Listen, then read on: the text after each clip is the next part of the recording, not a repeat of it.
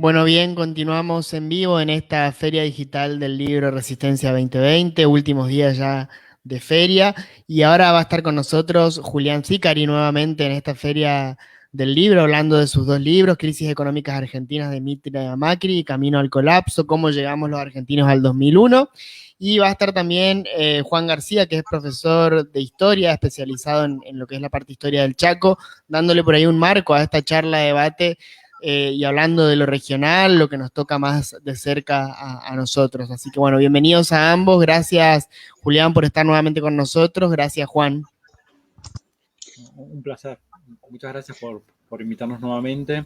Bueno, un Muchas placer gracias por la invitación.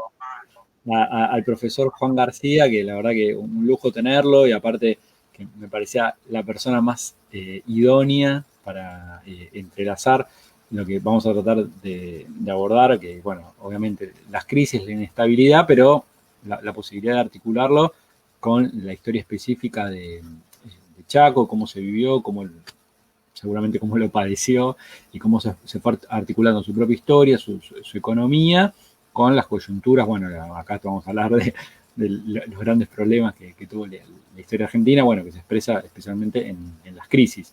Así que, bueno, yo, Juan, si te parece, yo cuento más o menos una introducción al libro, la problemática que trata, y después, si te parece, vos me das tu parecer y vamos intercalando ahí con cómo lo vivió la sociedad chaqueña y por qué, ¿no? Porque, bueno, Chaco tiene especificidades propias, su población, su estructura productiva, su ciclo económico, que, bueno, que van haciendo que cada crisis, ¿no? Que hay crisis que han sido distintas, las haya vivido o sufrido de manera distinta. Yo, en principio, como punto central del libro, ¿no? Como gran problemática, las crisis, ¿no? que es el tema central del libro, es de alguna manera abordar las crisis para pensar y tratar de entender la inestabilidad permanente de la sociedad argentina y sobre todo de su economía, ¿no? Porque es una sociedad específicamente muy propensa a sufrir crisis económicas. El libro empieza estudiando desde la unificación nacional en 1860, cuando de alguna manera se conforma el Estado argentino, hasta fines del gobierno de Macri. En esos 160 años, lo que yo encontré fueron 16 crisis económicas, con lo cual nos da más o menos un promedio de una crisis cada 10 años.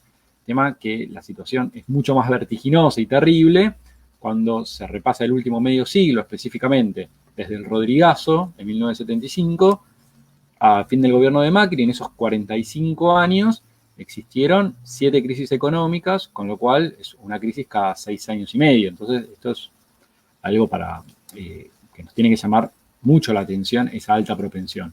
Yo agregaría un tema, ¿no? Que esto por ahí nos ayuda a pensarlo con Juan, que en el libro yo trato de señalar que Marx, por ejemplo, que es un probablemente el mejor estudioso del capitalismo, decía que intrínsecamente el capitalismo tiene, por su propia fisionomía, por su constitución, inserto el germen de las crisis, o sea que no hay capitalismo sin crisis económicas. Entonces, Marx, en líneas generales, señalaba dos tipos de crisis que podía tener el capitalismo, que es uno, las crisis económicas, que él decía, bueno, son inevitables por las crisis de la valorización del capital, explicados en gran medida por la tasa media de ganancia, los ciclos que implica el capitalismo, y en líneas generales un segundo tipo de crisis, pero esta crisis no específicamente ya económica, sino más de tinte político, que era la crisis terminal del sistema capitalista, que iba a ser bajo su abolición vía métodos revolucionarios.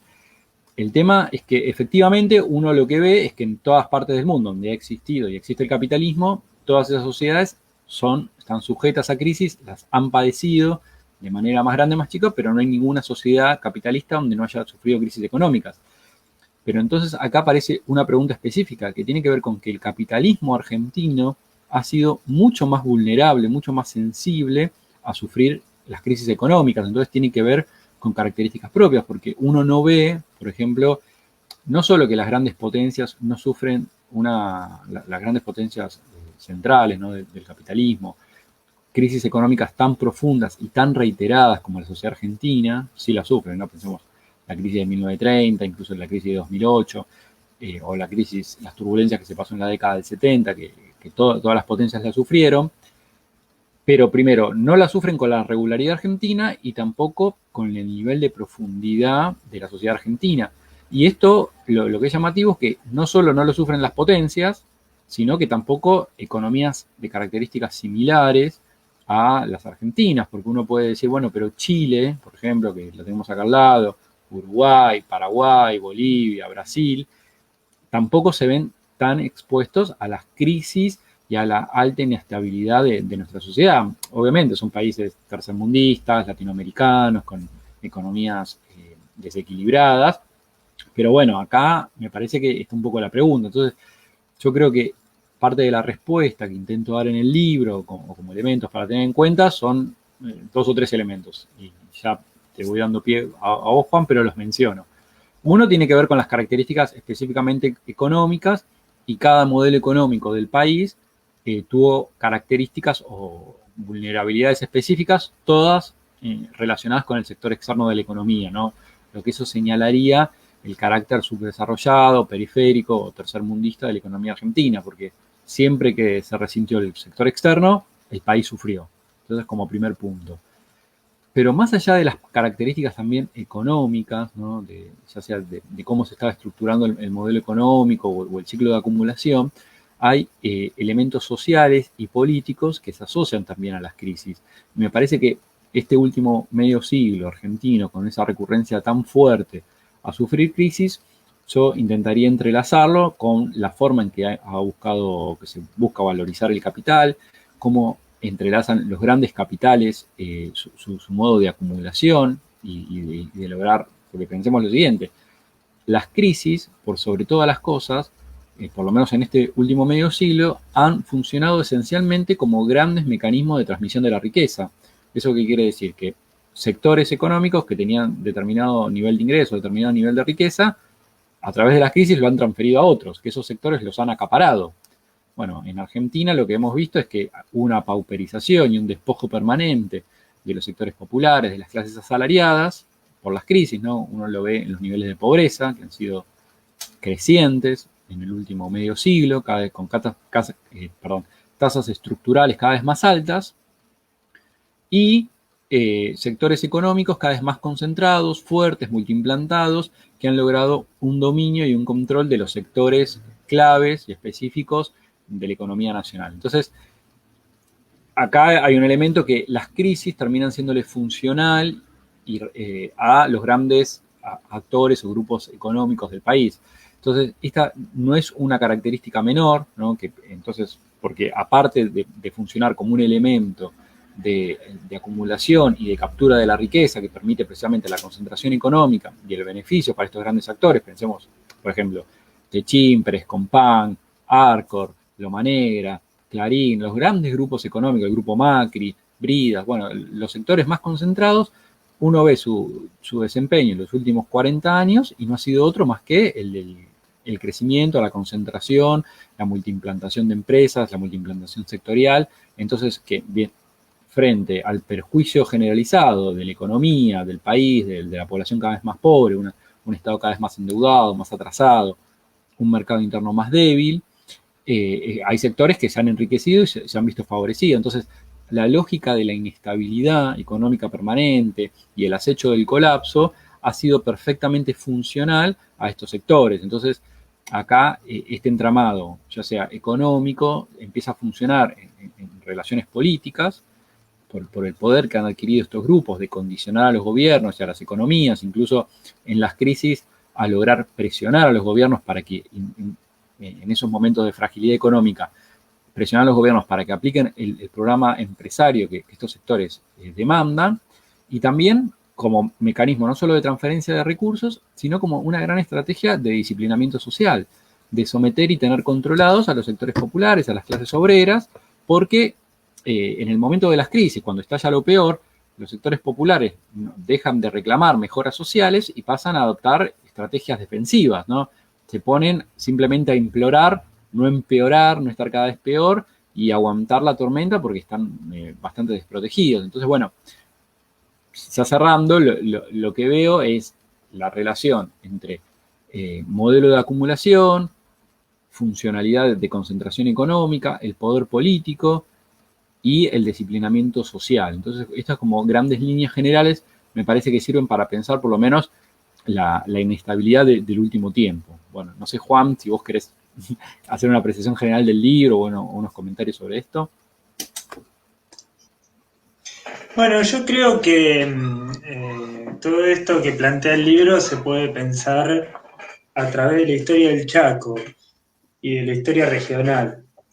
La historia regional tiene una particularidad porque así como hay que pensar la economía argentina en relación a la economía mundial de la que es parte, y entonces,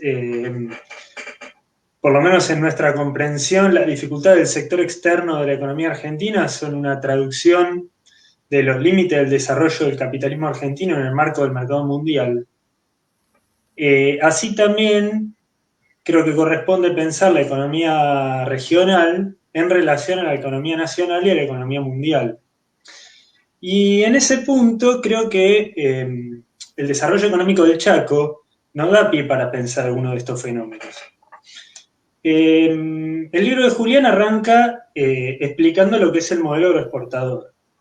Y explica, y ahí se desarrolla muy bien, que el crecimiento bajo el modelo agroexportador se basó en una expansión de la frontera agrícola y ganadera, o sea, en la puesta en producción de nuevas tierras que eran improductivas y que fueron progresivamente incorporándose a la producción capitalista para la exportación a partir de fines del último tercio del siglo XIX, desde 1860, etcétera, de la formación del Estado Nacional.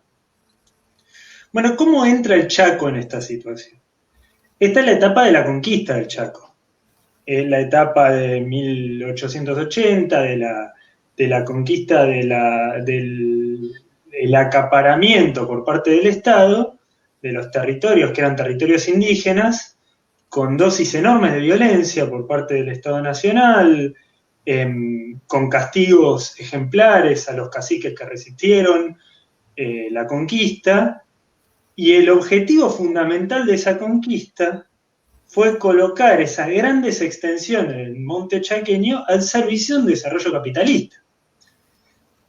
El reparto de esas tierras fue profundamente inequitativo. Como en todo el país, se repartieron sobre la base del latifundio, la concentración de grandes extensiones de tierra en pocas manos y un reparto muy acaparado por el poder político y fundamentalmente por el ejército. Este reparto, digamos, tuvo una influencia muy grande en, posteriormente, la formación de los grandes latifundios para la producción taninera, que marca de alguna forma cómo se integró el Chaco al modelo agroexportador. Si se quiere, el Chaco se integró de una forma particular al modelo agroexportador, porque se integró sobre la base de una producción agroindustrial. Mientras que en el resto del país se exportaba al principio el ganado en pie, bueno, en el Chaco de entrada primero se exportaban los rollizos de quebracho y luego enseguida empezó la producción en las tanineras, que es una forma de producción que concentra muchísima fuerza de trabajo. Los hacheros, el traslado de los rollizos de quebracho del monte, bueno, todo eso que cuenta a lo mejor Crisanto Domínguez en su libro, que pueden ustedes ahí en la librería de La Paz ir y leer, y en las fábricas. Ahora, ¿cómo era la relación del Chaco y del país con la forestal y las empresas tanineras? Bueno, eran empresas extranjeras de capitales ingleses y alemanes que superexplotaban una fuerza de trabajo que había sido proletarizada por la fuerza por parte del Estado Nacional y pagaban 10 veces más impuestos en Inglaterra que en la Argentina. Entonces, los recursos que producía el país, la plusvalía que generaban los obreros de la forestal, iba a parar a los centros internacionales del imperialismo. Los salarios eran bajísimos, los niveles de ganancia eran en un principio muy altos por la cercanía tan fuerte a una materia prima que era escasa a nivel internacional y que producía, digamos, un tanino que era necesario para una cantidad de usos industriales muy amplios y era muy codiciado. Y entonces se produjo una enorme expansión que llevó a que hubiera fábricas en toda la localidad del noreste argentino, en Villa Ángela, en Zamuju, en localidades que hoy prácticamente, digamos, están absolutamente desindustrializadas, pero esa industrialización para la exportación se produjo bajo la concentración de un capital imperialista cuya ganancia fueron a alimentar al Imperio Británico, al desarrollo industrial en Alemania, etc. O sea que en la integración entre la Argentina y el mundo, ¿cómo aportaba el Chaco? Julián ahí habla de la restricción del factor externo. Bueno, una gran parte, una parte, si se quiere más pequeña, más grande, pero muy importante para el Chaco, de los recursos que se le iban a la Argentina por el factor externo eran las remesas de utilidades, las ganancias que las empresas forestales giraban a sus casas matrices. Y bueno, entonces esos recursos no los tenía la provincia y no los tenía el país para desarrollar una industrialización más a fondo, para hacer los caminos que necesitaba el Chaco, para desarrollar un mercado interno, etc. Bueno, esto se fue modificando o se fue agregando junto a esto una economía algodonera. Eso lo sabemos muy bien desde los años 20, los años 30, y eso se profundizó con la sustitución de importaciones. La economía algodonera tenía un fundamento, si se quiere, económico-productivo. El desmonte para poner a producir las parcelas de algodón requería grandes dosis de fuerza de trabajo, y eso lo hicieron los inmigrantes que vinieron a la provincia en la época del oro blanco, trabajando a pico y pala para desbrozar en Charata, en Sáenz Peña, en Villa Ángela, en todo el oeste del Chaco, en la zona algodonera, en San Martín, también en el norte, y poner a producir esas parcelas. Ahora, ¿cómo funcionaba la industrialización por sustitución de importaciones en el Chaco? El precio del algodón, al principio, era un precio alto. En la medida que se fue desarrollando una producción más amplia de algodón y también la posibilidad de importar, etcétera, los precios del algodón fueron cayendo. Y el campesinado asociado a ese cultivo agroindustrial fue decayendo. Y entonces empezó a entrar en crisis, empezó a quebrar, y eso empezó a llevar a la quiebra todo el sector agrario del interior de la provincia. Y lo mismo ocurrió en Corrientes con los productores tabacaleros, y ocurrió y todavía ocurre en la provincia de Misiones con los productores de yerba, que pelean los precios sostén y que no llegan a cubrir los insumos para la siguiente cosecha, y que entonces muchas veces quiebran y se van a vivir a las ciudades. ¿Y por qué ocurría este problema de precio? Bueno, porque las empresas que compraban el algodón eran unas pocas empresas industriales, el sector industrial de la industrialización, entre comillas, fácil, de la que habla Julián en su libro, que es la industrialización textil para producir bienes de consumo finales, tela, etcétera. Era un sector bastante concentrado y tenía la capacidad de fijar los precios. Y por otro lado, en el medio estaban las cooperativas algodoneras que le compraban a los productores y que fueron el segundo factor de industrialización en el Chaco. Bueno, digamos, para hacerla corta, ¿qué terminó pasando? Ese sector fue arrastrado por la crisis algodonera, por los bajos precios, por la incapacidad de hacerle frente a las plagas, por la concentración de la producción, se fue tecnificando la producción de algodón y en el medio, bueno, obviamente hubo una derrota política muy importante de todos estos sectores que se agruparon en la década del 70 en las ligas agrarias. la resistencia de las ligas agrarias fue aplastada por la dictadura militar y el sector algodonero fue a la quiebra. A una quiebra que llevó a que haya miles y miles de productores que empleaban una fuerza de trabajo que eran indígenas, campesinos, trabajadores eventuales, a que prácticamente, digamos, esto se retrajera muchísimo y se produjera un enorme despoblamiento rural.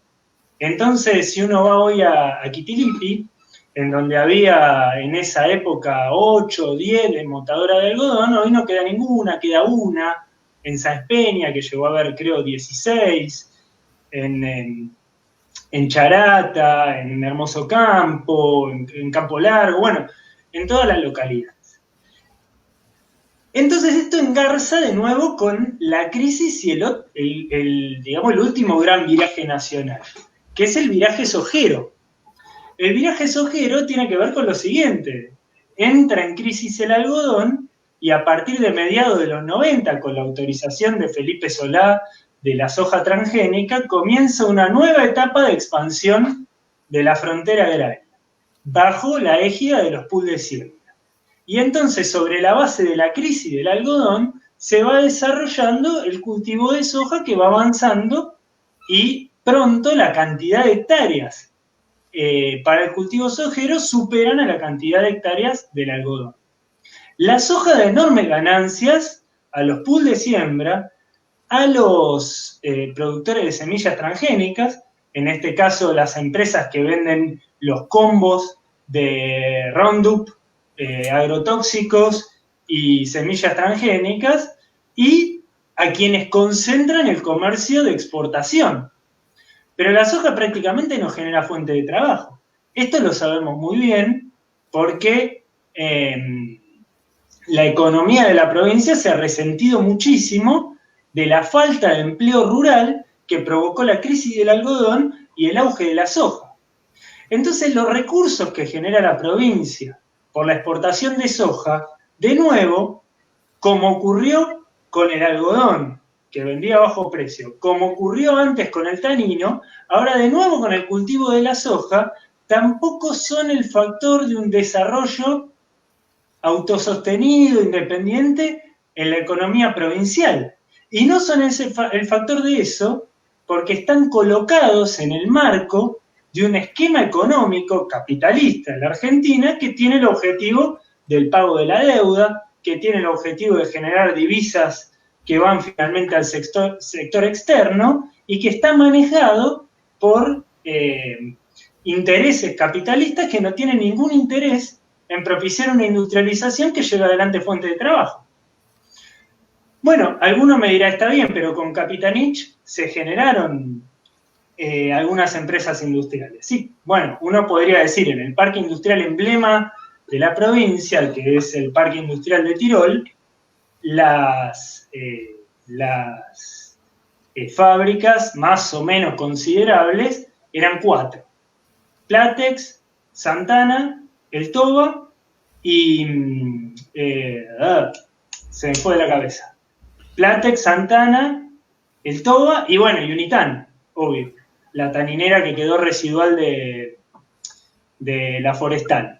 Que ella es muy disminuida porque la Forestal, ¿qué hizo? Cuando dejó de ser ganancia el quebracho de la Argentina, trasladó de la fábrica de tanino a África con la mimosa, que era otra forma digamos, otro arbusto del cual se podía sacar tanino, y cerró y se llevó la ganancia y no dejó nada, dejó tierra arrasada.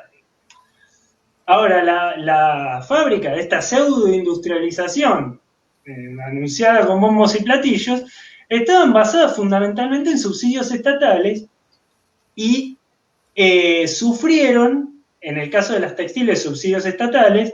En un determinado momento Platex sufrió la crisis industrial. Es un consorcio que tiene 8 fábricas en todo el país y cortó el hilo por el eslabón más débil, que era la planta de Chaco, y la cerró. Pero no la cerró porque tuviera pérdidas a nivel nacional, sino porque tomó esa decisión en materia productiva de cerrar esa planta para preservar sus ganancias como grupo en la ecuación nacional. Luego, Santana redujo producción, el frigorífico Toba cerró para concentrar la exportación del noreste en la planta de friar del Grupo Vicentín de Reconquista. Ahora el Grupo Vicentín vendió la planta para hacerse cargo de las deudas que tiene Vicentín, la aceitera. La aceitera de Vicentín no le paga a los productores chaqueños y el resultado de toda esta situación es que del Parque Industrial de Tirol quedaron Santana y no en el Parque Industrial, pero ahí cerquita, Unitar.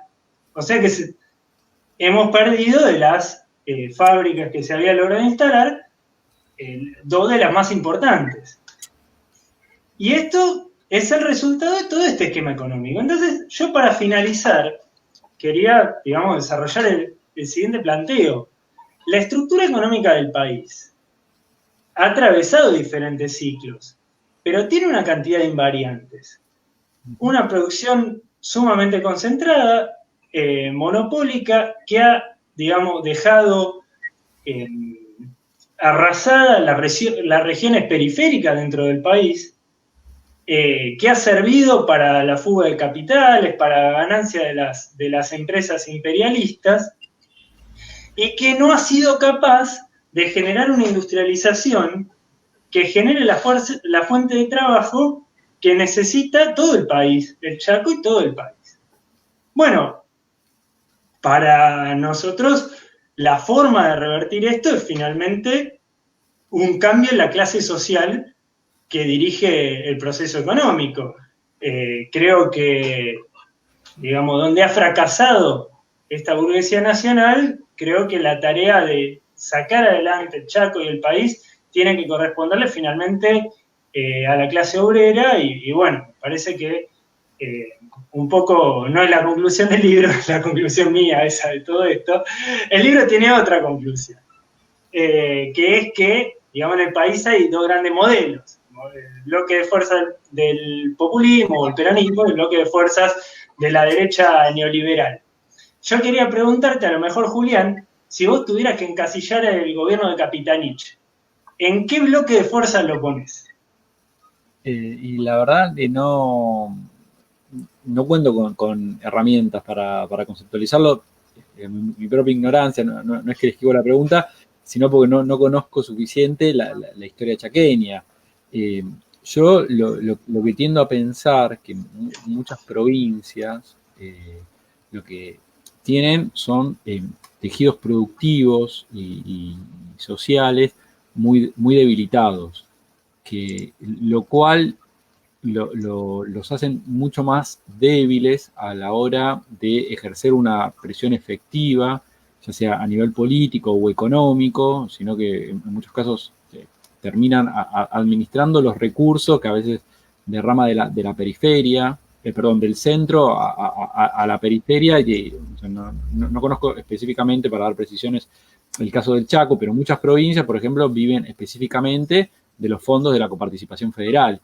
Y su influencia, bueno, para eso también ha estado redactada la Constitución, de conseguir esos fondos tiene que ver con su capacidad de presión que puedan tener en el Congreso, sobre todo en el Senado, de conseguir esos votos, de garantizar esa paz social, y pueden adaptarse bastante bien a los distintos modelos, porque, o sea, que pueden funcionar y bastante bien articuladamente, ya sea a los modelos más populistas, mercado-internistas. Hemos visto con Macri, que por ejemplo han sido muchas provincias las que les han garantizado. El macrismo, por ejemplo, para sacar la mayoría de las leyes, lo logró con los votos de las provincias, ¿no? Y sobre todo en el Senado. Pensemos que el macrismo era minoría en el Senado y el peronismo tenía un control prácticamente absoluto. Bueno, esos votos, ¿cómo los consiguió? Los consiguió presionando a los senadores y a los gobernadores vía fondos para esas provincias. Entonces, esas provincias, incluso en muchos casos, han logrado estar en mejores condiciones para negociar con el gobierno de Macri, se han sentido más cómodas que frente al gobierno, los gobiernos kirchneristas, porque bueno, ahí los márgenes de acción eran menores. E incluso cuando uno piensa en las estrategias desarrollistas que han existido en el país, en algunos casos también algunas provincias han logrado adaptarse y no han tenido fuertes dificultades. Entonces, es difícil pensar, porque desgraciadamente yo creo que ningún gobierno logró efectivamente, esto es algo que yo señalo en el libro, los problemas de construir no solo un federalismo político, sino un federalismo económico. La descentralización o los grandes desbalances regionales que tiene el país han sido históricos. Yo señalo mucho que prácticamente la fundación del Estado argentino y de la sociedad argentina ha sido una porteñocracia, ¿no? Uno lo ve, por ejemplo, donde está el sistema financiero, bueno, el 70% está concentrado en la ciudad de Buenos Aires. El sistema industrial en la ciudad de Buenos Aires y el conurbano. A lo sumo uno puede sumar algunas regiones de Córdoba, Santa Fe, por ahí un poquito de Mendoza, un poquito de Tucumán, y se acabó. Entonces, estos son problemas que nunca se ha lanzado un proyecto, un modelo de desarrollo federal, inclusivo, que le ha permitido una prosperidad, un mayor crecimiento a las provincias. Este es un gran problema. Incluso muchas provincias se atajan o de la simple explotación de recursos primarios, ¿no? Pensemos en casi lo peor, que es el caso de las mineras, de las provincias mineras. Directamente ellos saben que están reventando sus recursos naturales, su suelo, condenando esos territorios prácticamente, no solo con la minería de cianuro, la contaminación, los pasivos ambientales que duran, 20 años, miles de años, ¿no? Que es una condena a la pobreza y la postración eterna prácticamente por conseguir unos pocos recursos, pero eso es hijo también de la desesperación y la incapacidad de desarrollar modelos o eslabonamientos productivos regionales que realmente funcionen, ¿no? Entonces, es un problema que me parece que ningún modelo económico ha logrado resolver. Yo creo que la única vez que más o menos intentó hacer algo fue durante el primer peronismo, específicamente durante el primer plan quinquenal, que ahí se diagramó construir 9 zonas de desarrollo productivo federales, ¿no? Que fue la única vez que se pensó de manera más articulada, algo tal vez con Frondizi, pero lo que pasa, Frondizi eran enclaves esencialmente ligados al extractivismo de recursos primarios, ¿no? El carbón, el petróleo, siderúrgica y no mucho más, o sea, no otro tipo de desarrollo. Entonces, bueno, es pobre por ahí mi respuesta, por ahí vos que conocés más la historia y la economía del Chaco podás dar una respuesta. No, yo creo que tenía sí, yo tengo mi idea, pero te quería preguntar a vos, pero, porque yo lo que te quería hacer una reflexión es, a lo mejor el problema de la coparticipación federal.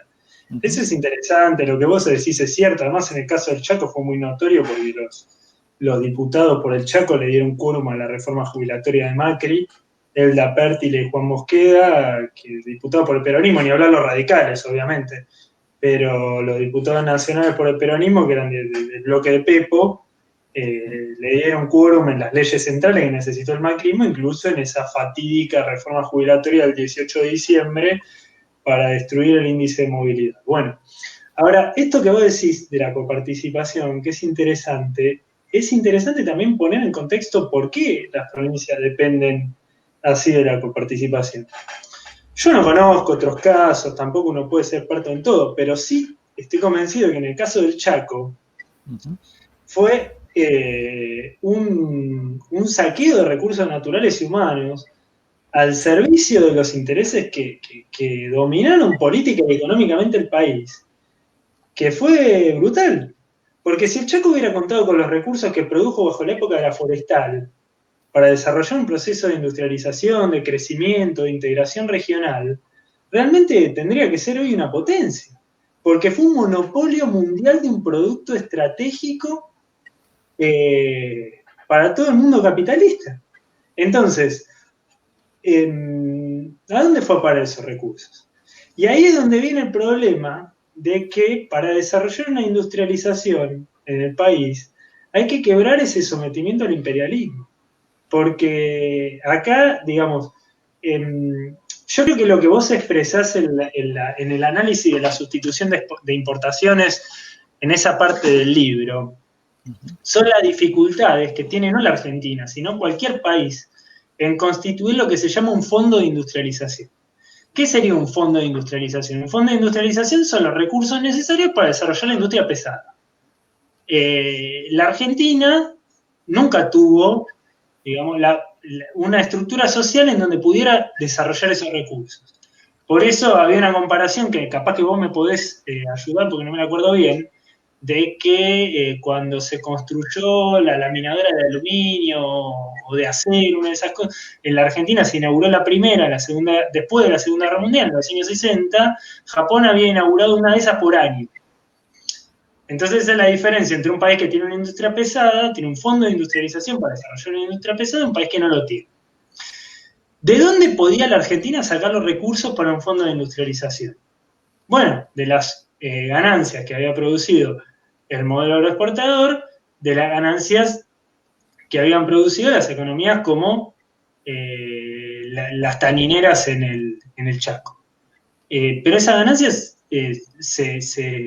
se fugaron o fueron, digamos, utilizadas por un pequeño sector que tampoco las volcó una industrialización del país.